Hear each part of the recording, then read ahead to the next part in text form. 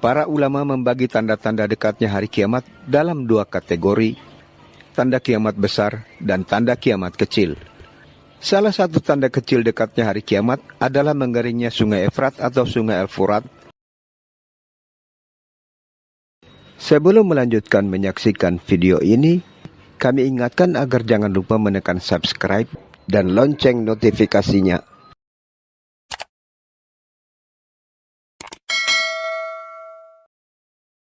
Bismillahirrahmanirrahim. Assalamualaikum warahmatullahi wabarakatuh. Alhamdulillah. Puji dan syukur kami panjatkan kehadirat Allah Subhanahu wa Ta'ala dengan kasih sayangnya sehingga video ini bisa diselesaikan.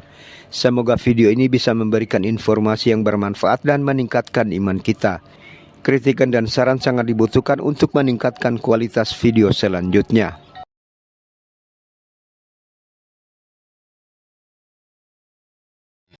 Kiamat adalah peristiwa di mana alam semesta ini akan hancur binasa. Bentuk dan materi penyusun alam semesta ini akan musnah. Datangnya hari kiamat diyakini oleh berbagai agama dan kepercayaan. Dalam agama Islam, meyakini adanya kiamat dan hari berbangkit merupakan salah satu dari rukun iman.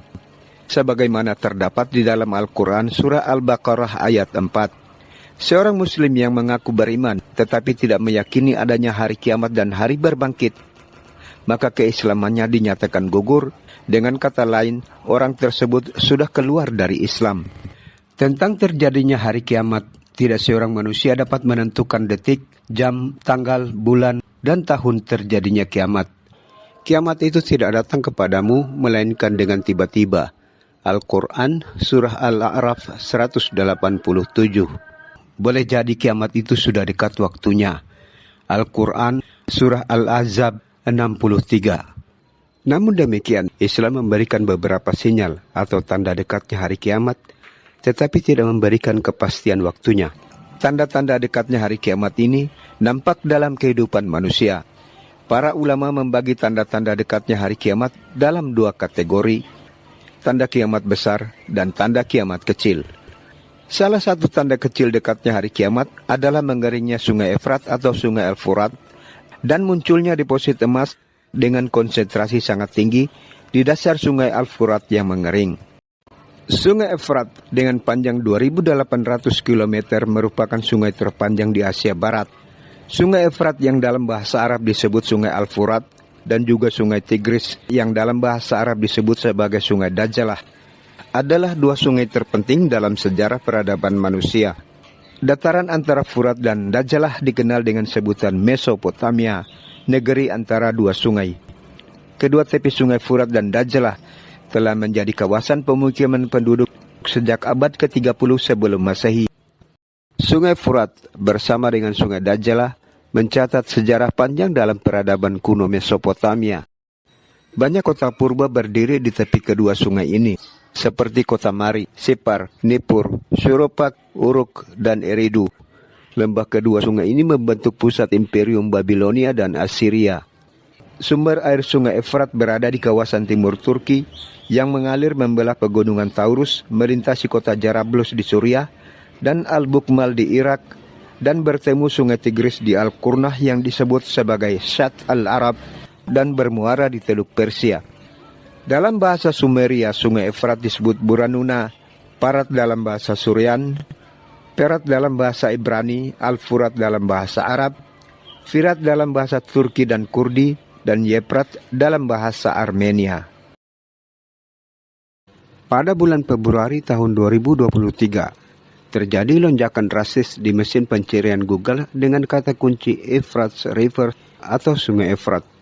Adanya lonjakan keinginan masyarakat untuk mengetahui sesuatu melalui mesin pencarian Google adalah hal yang biasa terjadi. Tetapi lonjakan yang terjadi pada mesin pencarian Google di bulan Februari tahun 2023 dapat dikatakan satu fenomena aneh. Setelah ditelusuri adanya lonjakan pada mesin pencarian Google, karena Sungai Efrat telah mengalami kekeringan yang mengakibatkan dasar sungai muncul ke permukaan. Sungai Furat dan Sungai Dajalah telah menjadi saksi jatuh bangunnya berbagai peradaban, kerajaan dan dinasti yang pernah menguasai daerah aliran Sungai Furat dan Dajalah atau yang lebih dikenal dengan sebutan Mesopotamia. Selama ribuan tahun, Sungai Furat dan Dajalah telah menghidupi berbagai jenis tanaman dan hewan yang memberikan manfaat dan menopang kehidupan jutaan manusia dari berbagai suku bangsa yang datang silih berganti.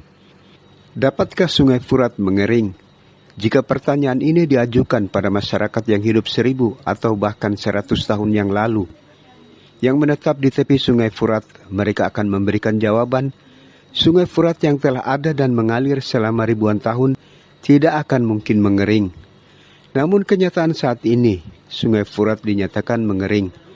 Diperkirakan pada tahun 2040 Sungai Furat akan benar-benar menjadi lembah yang tidak berair sebagai lembah tandus terpanjang di dunia. Sungai yang telah menjadi saksi berbagai suku bangsa dan peradaban yang silih berganti hanya tinggal sejarah. Keringnya Sungai Furat sesuai dengan nubuat Nabi Muhammad Sallallahu Alaihi Wasallam 1400 tahun yang lalu. Dalam satu hadis, Nabi Muhammad Sallallahu Alaihi Wasallam bersabda, sudah dekat suatu masa di mana Sungai Furat akan surut airnya, lalu tampak perbendaharaan emas darinya. Maka barang siapa yang hadir di situ, janganlah ia mengambil sesuatu apapun dari harta itu. Hadis riwayat Bukhari Muslim. Dalam hadis lain, Nabi Muhammad Sallallahu Alaihi Wasallam bersabda, hari kiamat tidak akan terjadi sebelum Sungai Furat mengering dan menyingkapkan gunung emas yang mendorong terjadinya peperangan. Sejumlah 99 dari 100 orang akan tewas dalam peperangan itu, dan setiap dari mereka berkata, mungkin akulah satu-satunya yang tetap hidup. Hadis riwayat Bukhari. Emas yang dinubuatkan Nabi Muhammad Sallallahu Alaihi Wasallam bisa bermakna konotatif, bahwa dengan surut atau mengeringnya Sungai Furat, dasar sungai yang telah mengalami pengikisan oleh aliran sungai selama ribuan tahun akan menyisakan lapisan emas yang bisa dilihat dengan sangat jelas. Emas yang dimaksudkan bisa juga bermakna denotatif, bahwa lapisan tanah di bawah dasar Sungai Furat yang mengering pada kedalaman tertentu ditemukan material berupa mineral yang bernilai ekonomis sangat tinggi. Beberapa ulama kontemporer berpendapat bahwa Sungai Efrat yang mengering akan menampakkan dasar sungai yang mengandung deposit emas dengan konsentrasi sangat tinggi yang dapat dilihat dengan sangat jelas oleh masyarakat banyak. Emas itu dapat langsung diambil tanpa membutuhkan peralatan dan teknologi khusus sehingga terjadi rebutan. Orang-orang dari berbagai tempat dan wilayah akan datang untuk berebut emas tersebut. Pendapat ini yang lebih kuat sesuai dengan bunyi hadis yang diriwayatkan oleh Imam Bukhari. Ada pula yang berpendapat lapisan tanah di bawah dasar Sungai Efrat yang mengering pada kedalaman tertentu terdapat minyak dan gas alam atau mengandung deposit mineral yang sangat berharga. Hal ini karena makna emas yang dimaksud pada hadis Nabi Muhammad Sallallahu Alaihi Wasallam ditafsirkan sebagai material yang sangat berharga. Emas adalah logam mulia yang memiliki nilai ekonomis sangat tinggi sejak ribuan tahun lalu. Akan tetapi pada zaman modern ini emas tidak lagi menjadi satu-satunya material yang memiliki nilai ekonomis. Makna menjadi rebutan orang banyak dapat diartikan menjadi rebutan banyak negara di dunia. Negara dengan cadangan emas terbesar di dunia belum tentu menjadi rebutan negara-negara lain. Akan tetapi negara dengan cadangan minyak besar akan menjadi rebutan negara-negara lain. Karena minyak memiliki nilai ekonomis sekaligus nilai politis. Minyak dapat menggerakkan roda industri seperti industri mesin perang. Minyak juga dapat menggerakkan mesin-mesin perang yang dapat digunakan untuk mengintimidasi atau untuk menginvasi negara lain. Allahu a'lam bissawab.